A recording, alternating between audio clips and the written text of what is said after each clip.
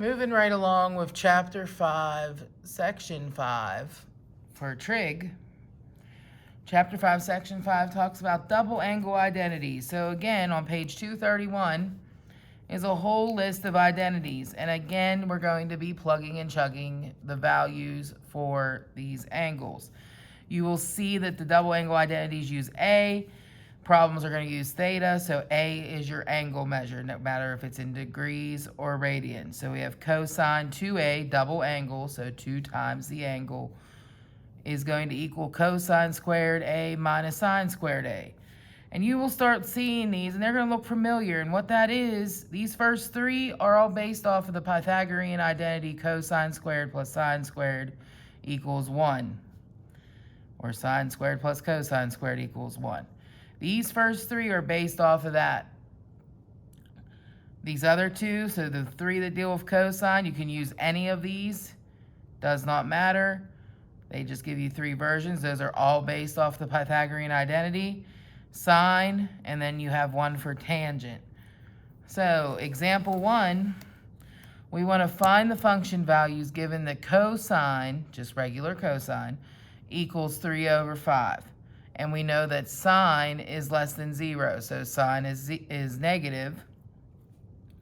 We want to find sine 2 theta, cosine 2 theta, and tangent 2 theta. So the first thing here, if you look at all these, if we have cosine, we're going to definitely need sine. We're going to need the value of just sine. So if you're given one, find the other. So we're going to find sine theta using that Pythagorean identity, sine squared plus cosine squared equals 1. So we know what cosine is, so we're solving for sine. So sine squared theta plus 3/5 squared is going to equal 1. So sine squared theta plus 9 over 25 is going to equal 1. And then if we subtract 9 over 25 from both sides, sine squared theta is going to equal 16 over 25. And then we're going to take the square root, and sine, since it's less than 0, is going to equal a negative 4/5. So now we know what regular sine is. We know what regular cosine is. We want to find sine 2 theta. So we're going to look up here at the identity. In order to find sine 2 theta, we are going to use the identity 2 sine of theta times the cosine of theta. So sine 2 theta is going to equal 2 times negative 4/5 times 3/5.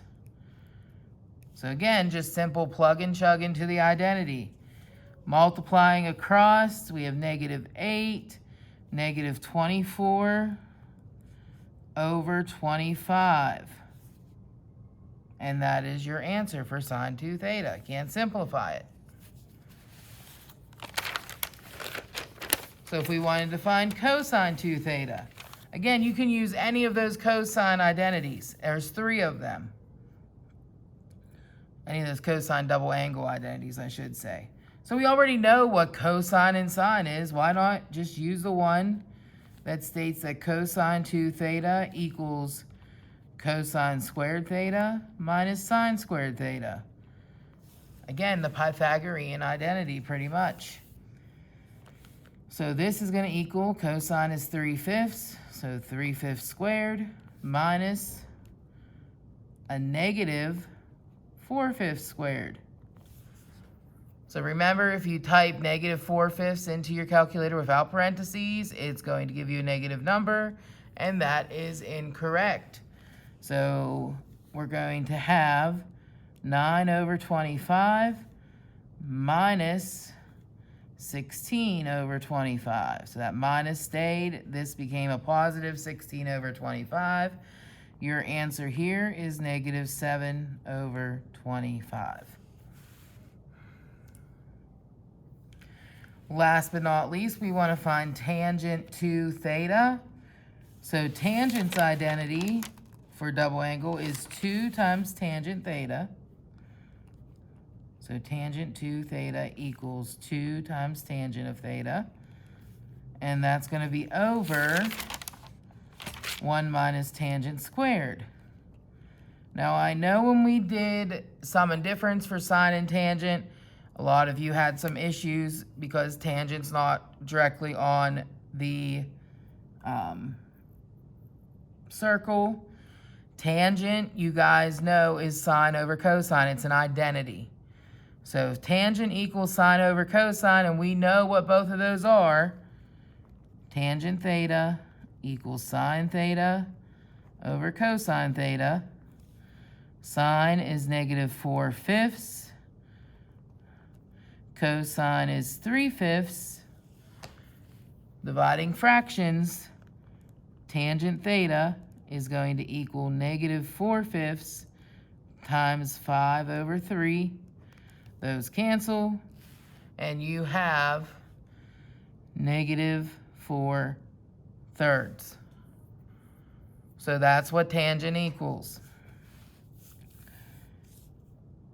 So plugging that in, this is going to be 2 times negative 4/3 all over 1 minus negative 4/3 squared.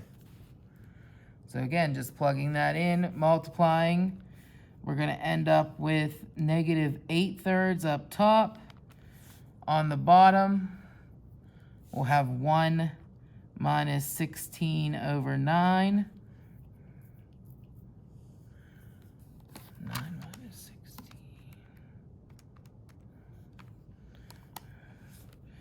So up top, negative 8/3 all over negative 7/9. And again, doing the same thing. Negative 8/3 times 9, negative 9 over 7. And you will end up with, this becomes a 1, this becomes a 3.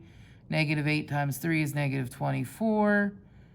Our final answer down here in blue will be negative 24 over 7.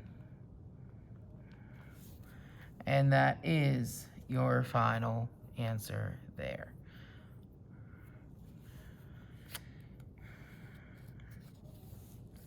If you're following along in your book, I skipped example 2, and we are doing example 3 technically.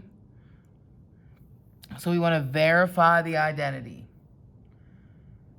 So again, you want to plug things in like we did way back at the beginning of chapter 5. We did this in chapter 3 a little bit. We want to plug stuff in that's going to make it simple. You want to change things to sine and cosine. So cotangent, we're going to change that to cosine x over sine x because that's its identity. We're going to leave sine 2x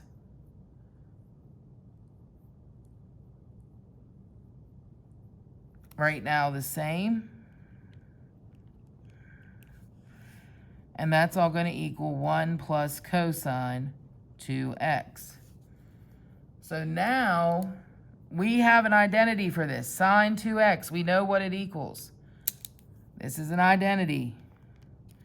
We're going to make that, so this cosine over sine is going to drop down. Sine 2x is going to become 2 times sine x cosine x.